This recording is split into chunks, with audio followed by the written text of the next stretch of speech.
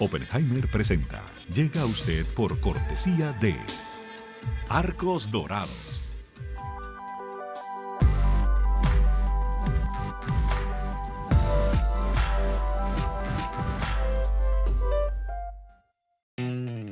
UAD es más que una universidad. Es vivir una experiencia única de aprendizaje. Es tu tiempo de vivir. UAD Experience. En el Bancoppel de Julia, la tarjeta de crédito se tramita solo con una identificación oficial. Bancoppel. El banco que quiero a mi manera. ¿Sabías que según un estudio de la Universidad de Oxford, casi la mitad de los trabajos actuales podrían dejar de existir en 10 años? La inteligencia artificial llegó para quedarse. ¿Cómo te va a afectar la automatización? ¿Cuáles son los trabajos del futuro? Andrés Oppenheimer te lo cuenta en su nuevo libro, Sálvese quien pueda. Y no te quedes atrás.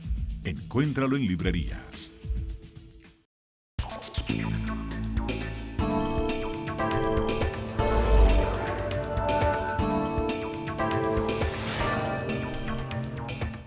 Hola, ¿qué tal? Soy Andrés Oppenheimer.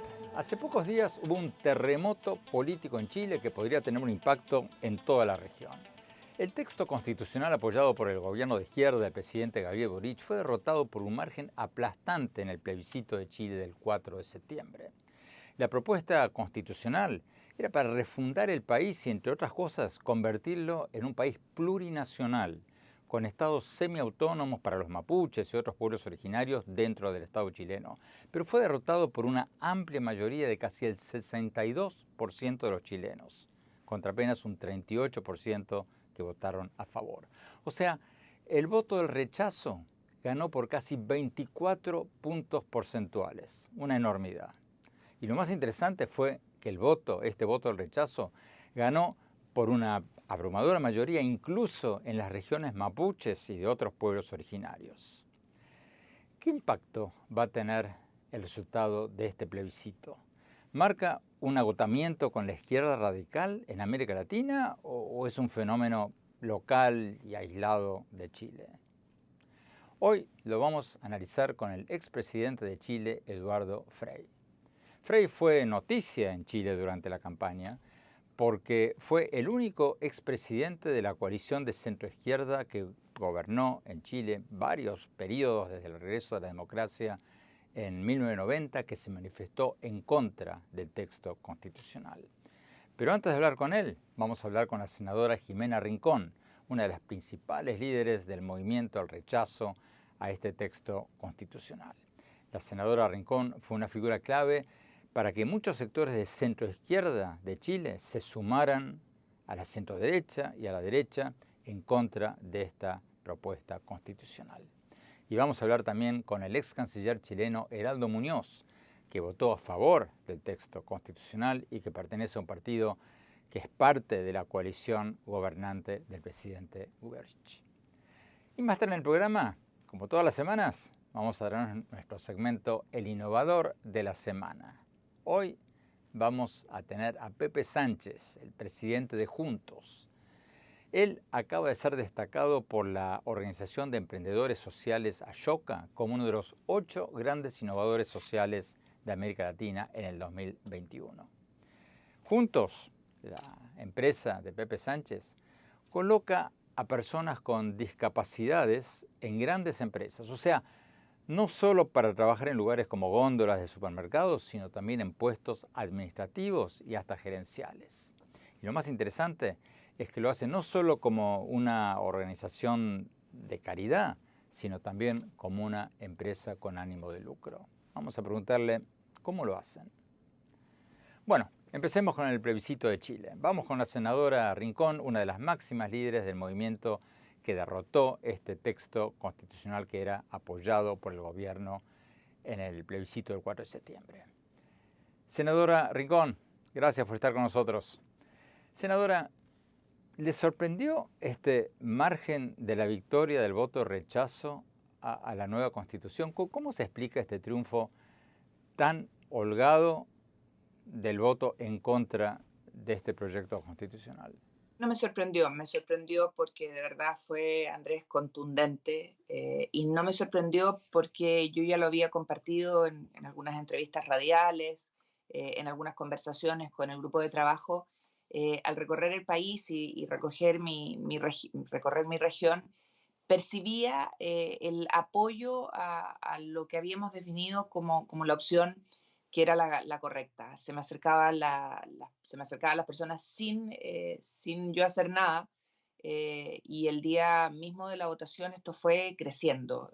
Fue de verdad muy, muy impresionante, pero pese a eso no alcancé a dimensionar, primero, la cantidad de personas, hombres y mujeres que iban a votar, y por otro lado, la contundencia del pronunciamiento de la ciudadanía, que creo que fue categórico. ¿Cuál fue el tema que más incidió en este voto? ¿Por qué tanta gente votó en contra? Más que un tema en específico, y te podría nombrar, por cierto, muchos, el tema de la plurinacionalidad, el dividir a Chile en muchas naciones, el establecer sistemas de justicia distintos, y en fin, una serie de cosas que podríamos analizar en detalle. Yo creo que el hecho de que no lograra recoger un apoyo transversal, sino que recogió más bien un rechazo transversal, hizo que la ciudadanía optara por el sentido común y dijera, saben, esto no es lo que quiere el país, esto no es lo que necesita el país, y no es suficiente que me digan en un texto que voy a tener derechos sociales si no voy a tener cómo materializarlos.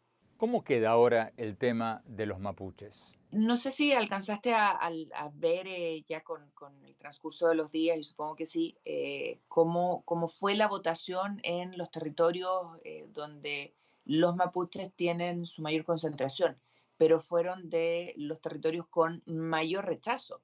La Araucanía, Ñuble, Maule, mi región, son las tres regiones donde el rechazo sobrepasa el 70%. Llega en algunos casos a un nivel de votación cercano al 90%. O sea, no es un tema en el que ellos se hayan sentido interpretados. ¿Cómo lo interpreto yo? Lo interpreto como la respuesta de nuestros pueblos originarios a un texto que no logra lo que ellos pedían. Ellos pedían igualdad de trato, igualdad de condiciones, estar y sentirse parte de una comunidad, y no que los dividieran, que los pusieran en lugares distintos. El presidente Boric ha dicho que ustedes, los congresistas, los legisladores, van a ser los principales protagonistas del próximo proyecto de constitución. ¿Cuáles son los cambios fundamentales que usted cree que van a hacer en el nuevo texto?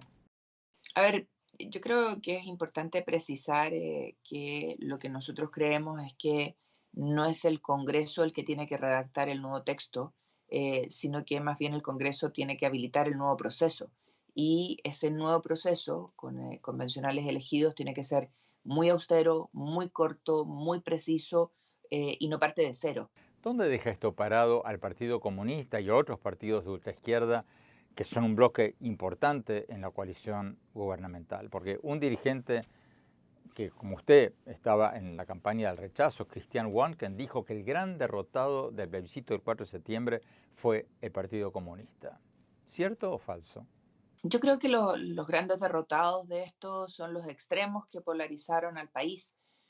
Una izquierda radical que trató de impulsar vía constitución su programa de gobierno, sin lugar a duda es la gran derrotada. Y por el otro lado, una extrema derecha que no logra entender que aquí se requieren acuerdos también. Y por eso fue tan importante lo que pasó la noche del el plebiscito, la noche del resultado categórico de la ciudadanía, donde las fuerzas de centro democrático, confluyen, sin haber todavía convocado esa mesa de acuerdo, confluyen a una mirada compartida de cómo abordar lo que viene.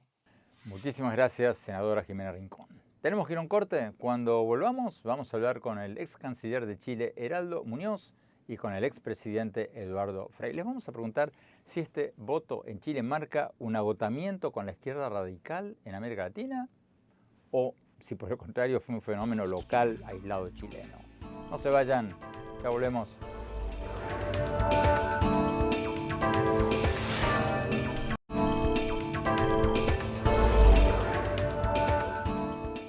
Gracias por seguir con nosotros. Estamos analizando el resultado del plebiscito constitucional del 4 de septiembre en Chile, donde ganó por abrumadora mayoría, casi el 62% del voto contra el 38%, el voto de rechazo a la nueva constitución que había sido apoyada por el gobierno de izquierda del presidente Gabriel Boric. ¿Qué impacto va a tener el resultado del plebiscito chileno? ¿Es un síntoma de agotamiento con la izquierda radical en América Latina o es un fenómeno aislado local de Chile? Antes de ir al expresidente Eduardo Frei, vayamos con el ex canciller de Chile, Heraldo Muñoz. Él votó a favor de este texto constitucional que fue derrotado y pertenece a un partido político que integra la coalición gubernamental del presidente Boric. Ex canciller Heraldo Muñoz, muchas gracias por estar con nosotros. Ex canciller, usted respaldaba este texto constitucional. ¿Cuál es su lectura de por qué casi el 62% de los chilenos votaron en contra? ¿Qué pasó? Bueno, este fue un terremoto político, una debacle, particularmente diría yo para los sectores más maximalistas, los que querían una suerte de refundación del país a través del texto constitucional. Y bueno, eso es lo que fue derrotado. Este texto constitucional no satisfizo a un 62% de la población que votó. Esto es además un hecho inédito porque votaron más de 13 millones de ciudadanas y ciudadanos en nuestro país en una votación obligatoria, a diferencia de lo que ha sido en el pasado el voto voluntario. Eso significó que votó más del 86% de las chilenas y chilenos habilitados para votar. Entonces, esto ha sido un hecho muy significativo y me parece que no hubo aquí una derrota de una nueva constitución, porque en el plebiscito de entrada denominado, el que dio origen al proceso constitucional, claramente se pronunció a favor de una nueva constitución. ¿Quiénes son los sectores maximalistas? Bueno, yo creo que son los sectores de una izquierda dura que constituyeron una mayoría en la convención. Y esos sectores pensaron que el país se podía refundar y a mi juicio Chile se había movido desde el estallido social hacia la moderación, hacia un cambio significativo, pero con sensatez. Y yo creo que esos sectores que de alguna manera fueron mayoría y configuraron este texto no visualizaron esa realidad. Percibíamos que era probable, porque muchas encuestas así lo demostraban, que ganara el rechazo, pero no por esta magnitud. Y eso es, yo creo que lo que deben hacerse cargo quienes postularon un texto constitucional tan radicalizado a mi juicio. Uno de los puntos claves de este plebiscito fue que el texto constitucional quería convertir a Chile en un país plurinacional, o sea, un país donde los pueblos originarios tendrían una especie de Estado dentro del Estado, con, por ejemplo, su propio sistema de justicia. ¿Cómo se explica que algunos de los porcentajes más altos de voto en contra de esta propuesta constitucional se dio precisamente en comunidades indígenas? ¿Cómo se explica eso? Bueno, eso es contradictorio. De hecho, en las 10 comunas con mayor población de pueblos indígenas, particularmente el pueblo mapuche, el rechazo ganó con un promedio del 70% y sobre el 70%. Es decir, yo creo que los pueblos indígenas no estaban totalmente convencidos de lo que aparecía en la Constitución, y lo que constituyó uno de los hechos polémicos fue justamente la plurinacionalidad y la idea de que no solo habían pueblos en Chile, sino que naciones que a partir de la Constitución tendrían autonomía territorial, autonomía presupuestaria, autonomía judicial, y que eso entonces, en la percepción de muchas y muchos chilenos, podría llevar a la fragmentación del país, a la erosión del Estado nacional, pese a que en algunos párrafos se decía que nada de esto, o lo que se dice en la Constitución, va en contra de la unidad del país. De todas maneras, había esa percepción. Usted milita en un partido que forma parte de la coalición gobernante. ¿Cómo va a cambiar esta coalición gobernante y el gobierno del presidente Boric después de esta derrota? Bueno, yo creo que el gobierno tiene que dar un giro de timón muy fuerte, más allá del cambio de gabinete, tiene que ir en una dirección de escuchar a la gente. Yo creo que el presidente ha dado señales de querer una unidad, diálogo y de aprender las lecciones de este maximalismo que el mismo presidente ha señalado. De modo que aquí tiene que haber un giro muy importante, además para salvar el programa de gobierno, porque creo que es muy importante tener presente que hay reformas muy sustantivas que están sobre la mesa, como la reforma del sistema de pensiones, del sistema de salud, la reforma tributaria para financiar todas estas reformas sociales. Eso está en cuestión porque este ha sido un golpe para el gobierno, un golpe muy fuerte. Y yo creo que depende también de encaminar este proceso en una dirección consensual, es decir, que nos pongamos de acuerdo las fuerzas de gobierno con las fuerzas de oposición, incluyendo la sociedad civil, para definir los siguientes pasos del proceso constitucional. Pero, ¿cuáles deberían ser esos siguientes pasos? Yo creo que no nos podemos ir al otro extremo y creer que hay que refundar todo, partir de cero. Yo creo que lo que está diciendo la ciudadanía, mire, queremos cambios, pero de manera gradual, de manera sensata. Y bueno, yo creo que esa es la señal que ojalá podamos incorporar ahora en el nuevo camino hacia la nueva constitución y en el programa de gobierno, que es sumamente importante, porque como digo, el gobierno ha tenido un muy fuerte golpe, un golpe inédito, porque una cosa es perder 52% 48%, pero otra muy distinta, perder 62-38%. Tenemos que ir a un corte. Cuando volvamos, seguimos con el ex canciller Heraldo Muñoz y después vamos a hablar con el expresidente de Chile, Eduardo Frei. Vamos a preguntarle qué impacto va a tener todo esto en el resto de América Latina. No se vayan, ya volvemos.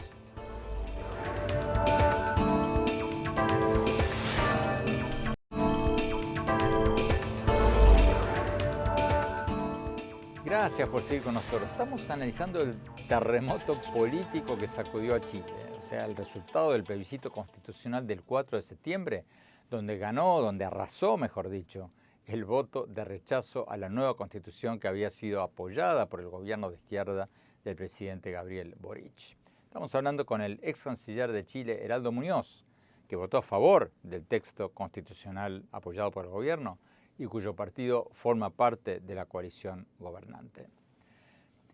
Ex canciller, usted ha sido ministro de Relaciones Exteriores y alto funcionario de las Naciones Unidas y conoce América Latina súper bien. ¿Va a tener un impacto este voto, lo que pasó en el plebiscito de Chile, en el resto de América Latina? Puede tenerlo. Yo creo que estamos en Chile ante un fenómeno interesante de una izquierda nueva, una izquierda democrática que se la juega por los derechos humanos. Nada en el discurso principal, la noche del plebiscito del presidente Boric apunta a echarle la culpa a otros, al imperialismo o a las fake news de la derecha, que las hubo, pero nada de eso ha sido mencionado por el presidente. Hay más bien una suerte de mea culpa, aunque algunos piensan que podría ser más profunda.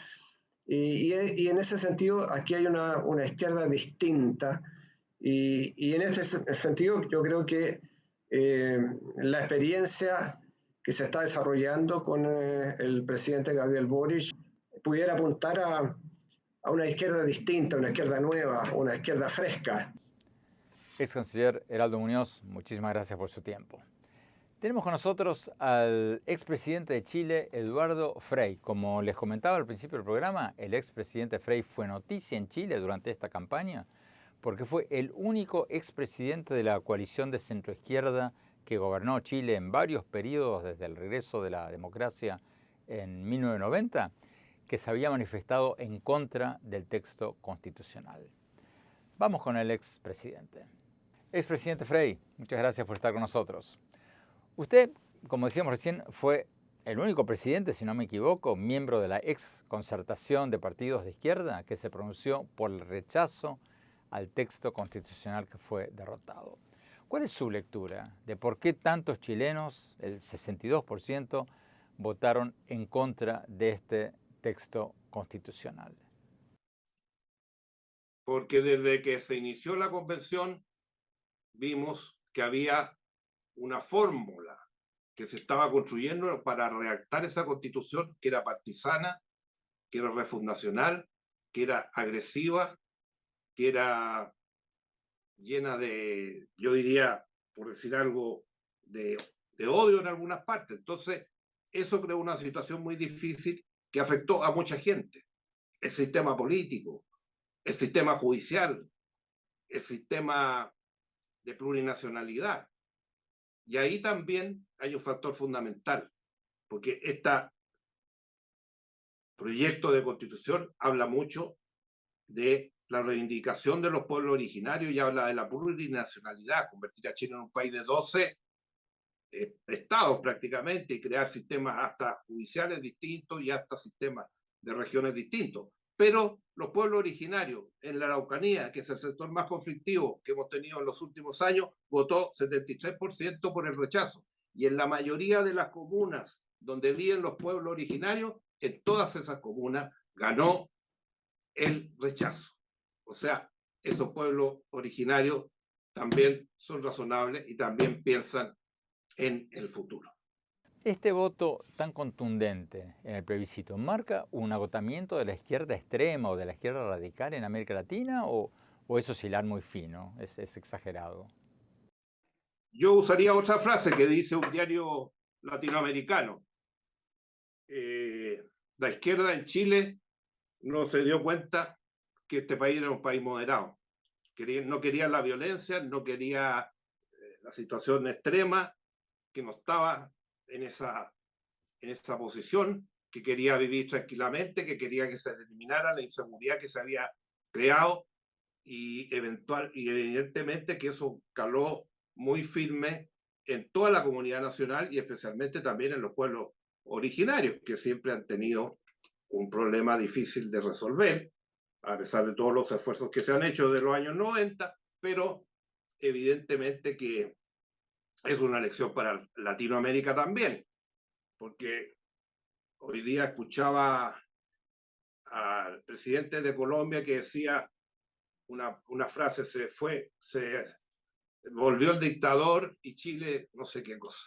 O sea, son lecturas tan absurdas, circunstancias que la Constitución del 80 ya tenía más de 100 y tantas modificaciones y no era ni el 20% que pertenecía, por eso de todas maneras queríamos cambiarla y todos los chilenos querían cambiarla.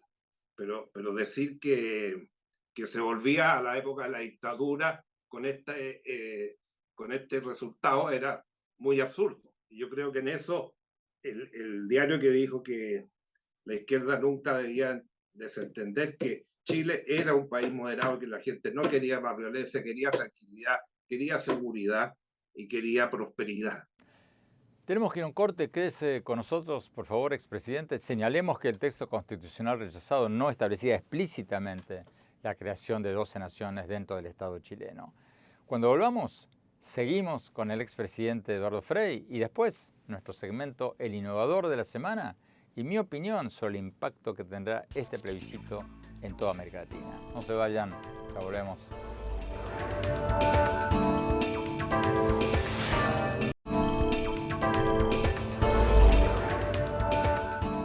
Gracias por seguir con nosotros. Estamos analizando el terremoto político que sacudió a Chile con este aplastante rechazo al proyecto constitucional apoyado por el gobierno del presidente Gabriel Boric en el plebiscito del 4 de septiembre. Estamos hablando con el expresidente de Chile, Eduardo Frei.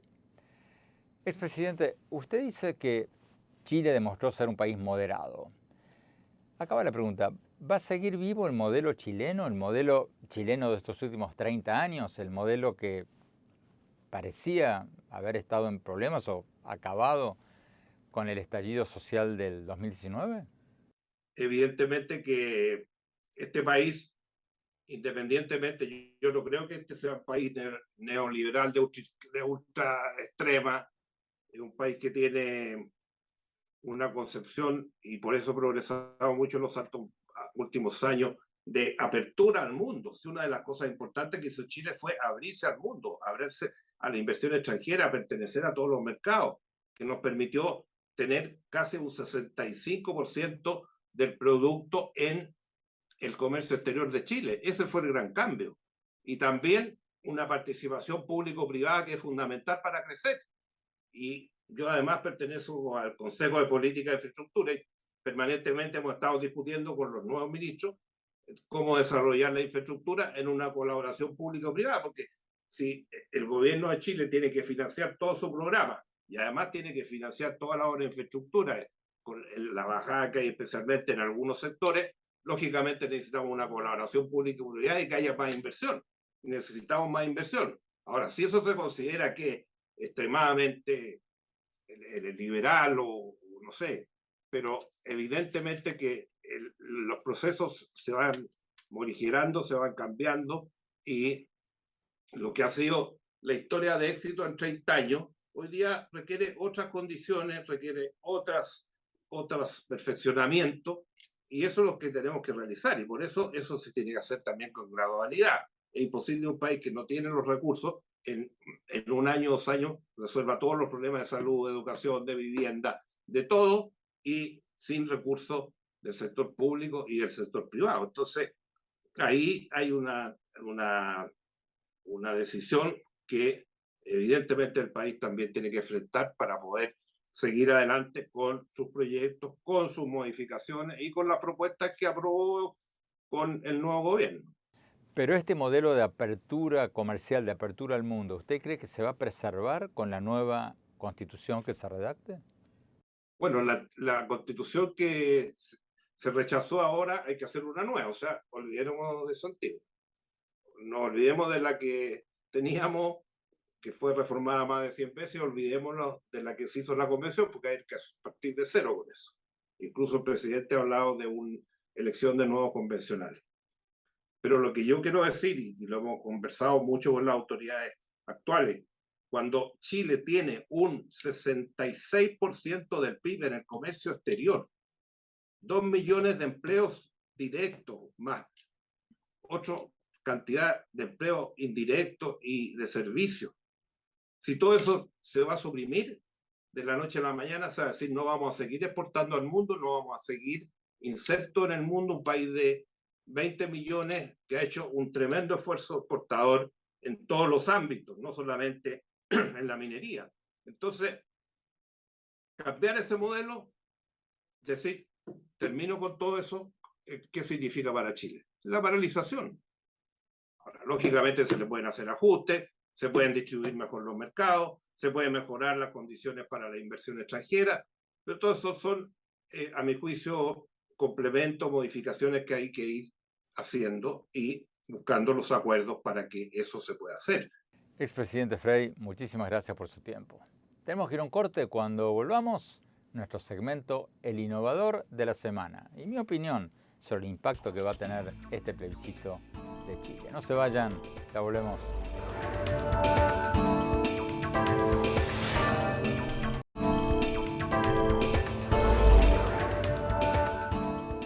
Gracias por seguir con nosotros. Vamos a nuestro segmento habitual, El Innovador de la Semana. Hoy vamos a destacar a Pepe Sánchez. Pepe Sánchez acaba de ser destacado por la Organización de Emprendedores Sociales Ashoka como uno de los 8 grandes innovadores sociales de América Latina en el 2021. El emprendimiento de Sánchez, llamado Juntos, ubica a personas con discapacidades en grandes empresas. O sea, no solo para trabajar en lugares como góndolas de supermercados, sino también en puestos administrativos y hasta gerenciales. Y lo más interesante es que lo hace no solo como una organización de caridad, sino también como una empresa que busca ser rentable. Vamos a preguntarle cómo lo hacen. El Innovador de la Semana es presentado por falabella.com, un nuevo punto de partida. Pepe Sánchez, gracias por estar con nosotros. Pepe, hay muchas organizaciones voluntarias que ayudan a personas con discapacidades a conseguir trabajo. ¿Qué tienen de especial ustedes? ¿Qué hacen de diferente? Hola Andrés, buenos días y qué gusto estar por aquí con ustedes. Muchísimas gracias por la invitación, es un honor. La organización nuestra se llama Juntos y trabajamos para la inclusión de personas con discapacidad. La columna vertebral de lo que hacemos es la inclusión laboral.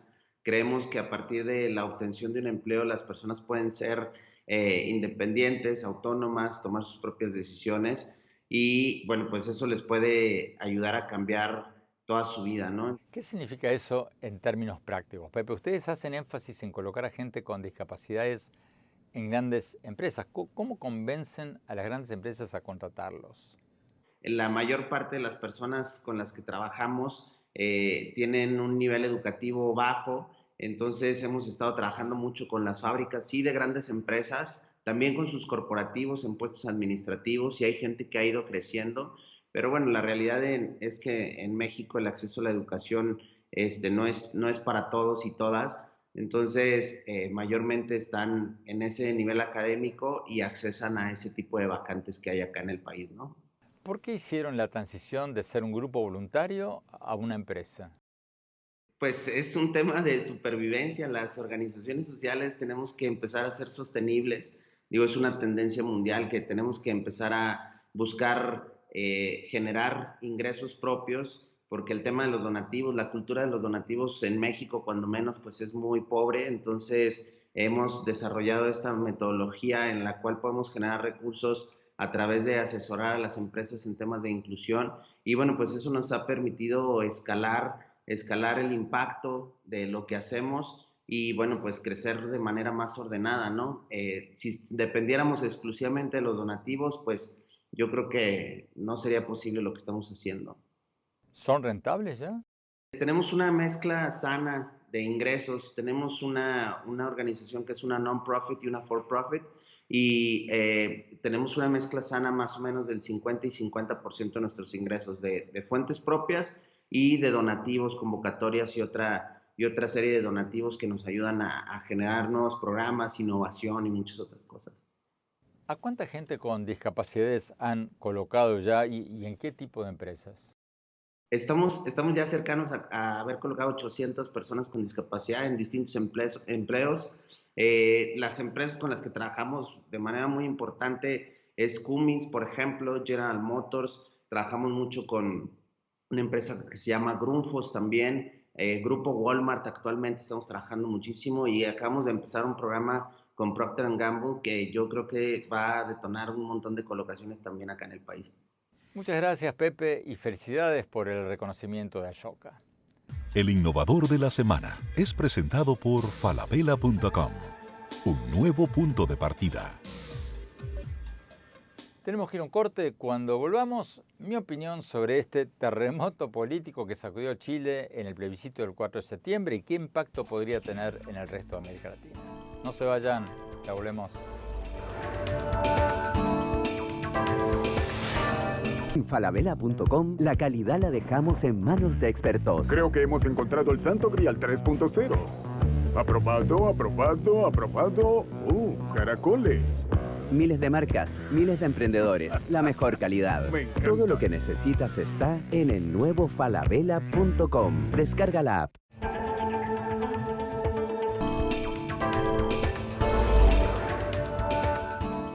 Gracias por seguir con nosotros. Mi opinión sobre el tema del que hablábamos hoy, el terremoto político que tuvo lugar en Chile con la aplastante derrota del texto constitucional que había sido propuesto por una asamblea constituyente de amplia mayoría de izquierda y de movimientos sociales y que había sido apoyado por el gobierno del presidente Gabriel Boric. El texto constitucional fue derrotado por casi el 62% al 38% del voto. O sea, el voto del rechazo, el voto por el no, arrasó. Este texto, que fue derrotado en el plebiscito, proponía, entre otras cosas, refundar a Chile como un país plurinacional, con una virtual autonomía y un sistema judicial propio para los pueblos originarios dentro del Estado chileno. Y lo más interesante es que incluso en los territorios donde son mayoría las comunidades indígenas mapuches y de otros pueblos originarios, el voto fue abrumadoramente en contra de este texto constitucional. Para mí, este plebiscito podría ser un síntoma de un cierto agotamiento con la izquierda radical en Chile y quizás en muchas otras partes de América Latina. y puede marcar el regreso a una izquierda moderada, democrática, moderna, por lo menos en Chile. Fíjense que a los 2 días del plebiscito, el presidente chileno cambió su gabinete poniendo figuras de centro-izquierda, o sea, más moderadas, en lugares claves que habían sido ocupados antes por funcionarios del ala de izquierda más extrema de su coalición. ¿Por qué es importante todo esto? Porque el plebiscito del 4 de septiembre demostró que el modelo chileno de apertura comercial y crecimiento en democracia, aunque requiere ajustes, sigue vivo. Una buena parte de los chilenos habían votado en los últimos 2 años para mejorar el modelo, para hacerlo más inclusivo. Pero el plebiscito del 4 de septiembre mostró que no habían votado por aniquilar todo lo que funcionaba en Chile. Querían un cambio, pero un cambio con moderación, no un salto al vacío que pudiera destruir los logros de los últimos 30 años. Y eso es muy importante para América Latina, porque Chile puede ser un ejemplo para toda la región.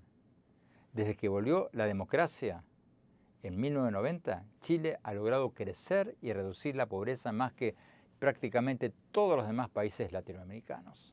Fíjense los datos del Banco Mundial. El Producto Bruto de Chile se multiplicó por 10 veces entre el 1990 y el 2020. Y lo que es más importante, la pobreza cayó del 36% de la población al 10% de la población entre el año 2000 y el 2020. Mientras países como Venezuela pasaron de ser de los más ricos a los más pobres de la región, Chile creció y redujo la pobreza en los últimos 30 años. Y lo hizo bajo gobiernos de centroizquierda y centroderecha, sin violencia, sin griterío, sin exiliados. ¿Que el modelo de Chile necesita asegurar una mayor inclusión social? Por supuesto que sí. Pero sin crecimiento no hay reducción de pobreza.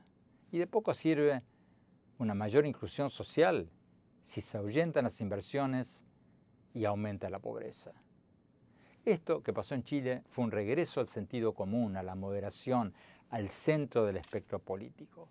Los chilenos votaron por cambios moderados y qué bueno que lo hicieron, porque América Latina necesita que siga vivo, con todos los retoques que haga falta, este modelo chileno de apertura comercial, crecimiento económico y reducción de pobreza.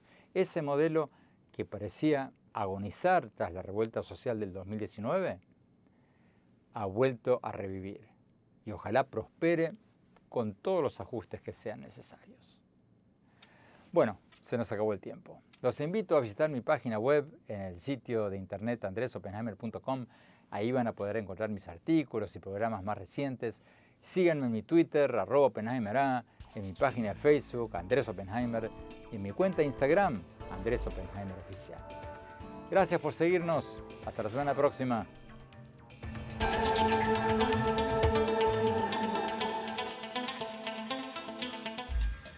Oppenheimer presenta. Llega a usted por cortesía de Arcos Dorados.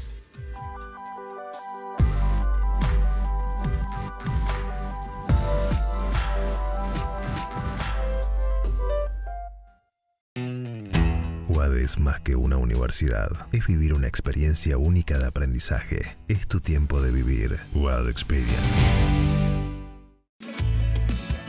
En el Bancoppel de Julia, la tarjeta de crédito se tramita solo con una identificación oficial.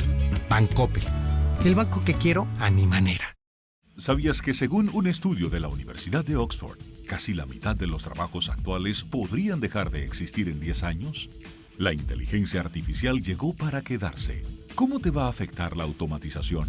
¿Cuáles son los trabajos del futuro? Andrés Oppenheimer te lo cuenta en su nuevo libro, Sálvese quien pueda. Y no te quedes atrás. Encuéntralo en librerías.